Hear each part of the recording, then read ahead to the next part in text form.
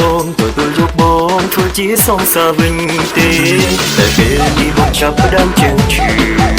ហើយបងក៏ចាប់ផ្ដើមជើងហូរទឹកនេត្រាក្រោយពេលដែលអូនជួបនឹងសងសាថ្មីដែលគេជាមនុស្សក្បត់រួចមកនៅក្រោយខ្នងបងបារម្ភក៏ពេលរត់ដឹងថាគេក្បត់អូនដូ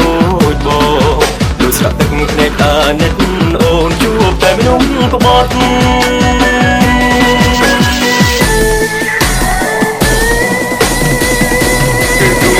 បងធ្វើឲ្យអូនស្រក់ទឹកណាមកពីបងឈ្មោះទេឈ្មោះនឹងជាសាវ៉ាបើមានលូបងចេះស្មងបើមានរូមិនសាវ៉ាពេលនេះអូនក៏ហើយជាញញឹមតែពេលនេះអូនកំពុងតែទឹកណាតើបងធ្វើយ៉ាងណាបើបងជាមនុស្សដែលអូនកំពុងសោកខ្លាំងទៅមុខក៏មិនចង់ជួប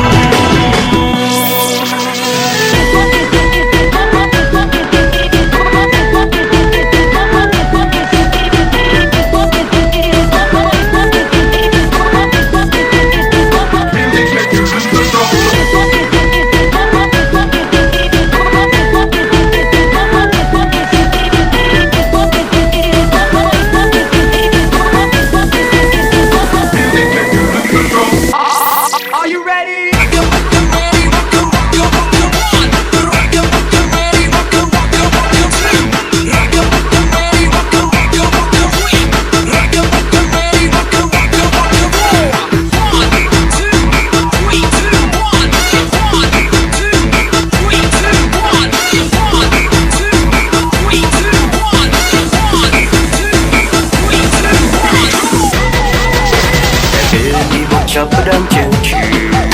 ហើយបងក៏ចាប់ផ្ដើមជើងហូរទឹកនេត្រា